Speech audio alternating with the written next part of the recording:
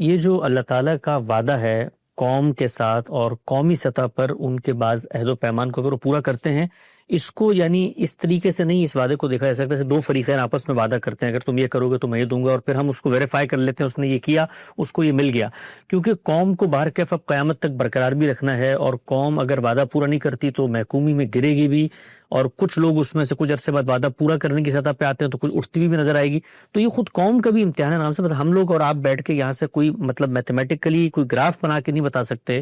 کہ ذریت ابراہیم میں سے بنی اسماعیل نے اس 10 سال میں دعوت دی، اس کے نتیجے میں اللہ نے ان کو یہ نعمتیں دی، یعنی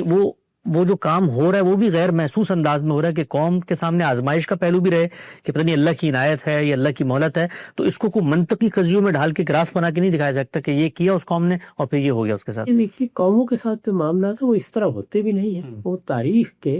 افق پر پھیلے ہوئے ہوتے ہیں، لیکن جو بڑے بڑے معاملات ہیں وہ بالکل معلوم ہے، یعنی ہمیں معلوم ہے کہ اللہ تعالیٰ نے صحابہ کرام کی قیادت میں ان کو جو سرفرازی عطا فرمائی تھی اس نے ان کو دنیا کی سب سے بڑی حکومت بنا دیا تھا۔ ٹھیک، یعنی ایک زمانے میں بنو امیہ، پھر اس کے بعد بنو عباس، وہ دنیا میں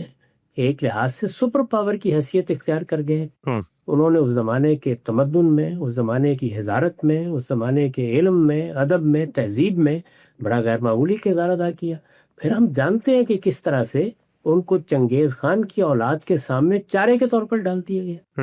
یعنی ان کی سلطنت ختم ہوئی، ان کا نظم درہم برہم ہوا، اور پھر اللہ تعالیٰ نے ان سے حکومت چھینی، یعنی جو دنیا کی حکومت ان کو دی گئی تھی وہ خواب و خیال ہو گئی، ان کی جگہ ایک دوسری قوم اللہ تعالیٰ اٹھا کے لائے، ان کو اس نے نعمت ایمان سے نوازا، جیسے کہ تاتاریوں کے بارے میں ہے تو پاسباں مل گئے کعبے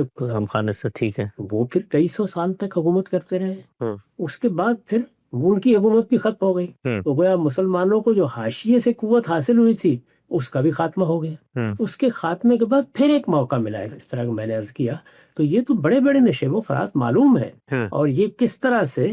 ان کی اللہ تعالیٰ کے ساتھ تعلق کے ساتھ متعلق ہیں اس کا مطالعہ کیا جا سکتا ہے، لیکن یہ ایسے نہیں ہے کہ یہ ہوا اور یہ ہو جائے گا، یہ ہوا اور یہ ہو جائے گا، یہ قوموں کی تاریخ میں نمایاں ہوتے ہیں۔ بنی اسرائیل کا بھی ایسا ہی معاملہ ہے۔ ٹھیک، اچھا ہم سے بات واضح ہوتی ہے، خلاصہ کرتے ہیں ذرا، یہ بتائیے گا کہ اب مثال کے طور پہ اس وقت جس وقت ظاہری بات ہے سلطنت عثمانی کا خاتمہ ہوا، وہی منگول وہی تاتاری جو مسلمان ہو گئے، ان کو بہت لمبے عرصے تک اقتدار ملا اور یہ سرزمین حجاز بھی انہی کے تحت تھی، تو ان کا خاتمہ ہوا، خاتمے کے بعد اب تو جو پیور بنی اسماعیل تھے وہاں کی آباد نسل عربوں کی، دوبارہ سے اقتدار ان کے ہاتھ میں چلا گیا، اور اقتدار ملنے کے بعد جو ترقی گزشتہ 50 60 100 سالوں میں دیکھی گئی ہے دنیا کی تاریخ میں، کبھی جزیرہ نما عرب کے اندر یہ ترقی دیکھی نہیں جا سکتی تھی۔ اللہ تعالیٰ نے اتنی بڑی تعداد میں اپنی نعمتوں کا ظہور کیا، وہاں سے تیل نکلا، وہاں سے گیس کے ذخائر نکلے، اگرچہ ان کو نکالنے میں اور ان کو دنیا تک پہنچانے میں سارا کام باقی اقوام نے کیا، لیکن وہ پوٹینشلی تو اللہ نے اسی سرزمین سے نکال دیے۔ تو اب اس کو ہم سب سامنے رکھ کے کہ پیور بنی اسماعیل وہاں حکومت کر رہے ہیں، اور اللہ تعالیٰ نے اس تاریخ کے معلوم دور میں پھر سے خزانے دے کے، اور خود رسول اللہ صلی اللہ علیہ وسلم نے بھی پیشن گوئی فرمائی ہوئی ہے کہ اتنا مال آ جائے گا کہ بڑی بڑی عمارتیں بنانے میں ایک دوسرے سے مقابلہ کریں گے، تو یہ تو بظاہر وہ جو اللہ کا قانون ہے کچھ پورا ہوتا ہوا نظر آتا ہے، لیکن انہوں نے کیا کیا اس کے نتیجے میں یہ ہوا تھا، یعنی وہ تو کوئی نتیجہ کچھ کریں گے تو یعنی جو کچھ کیا تھا منگولوں نے، اس کے بعد عثمانیوں نے، وہ تو چلے گئے، تو ان کو پھر کس چیز کا نتیجہ مثال کے طور پہ دیا جائے؟ ایسے نہیں ہوا، میں نے ان کے ہاں ایک باقاعدہ دین کی تجدید کی تحریک اٹھی۔ اچھا، ہاں، اہم نقطہ۔ تحریک کے نتیجے میں ہی اقدام کیا گیا، اور پھر اس تحریک کے بڑے سربراہ اور اس کے جو بڑے ائمہ ہیں یا اس کے علماء ہیں، ان کو باقاعدہ طریقے سے حکومت حاصل ہوئی، یعنی اس کے پس منظر میں وہ دعوت ہے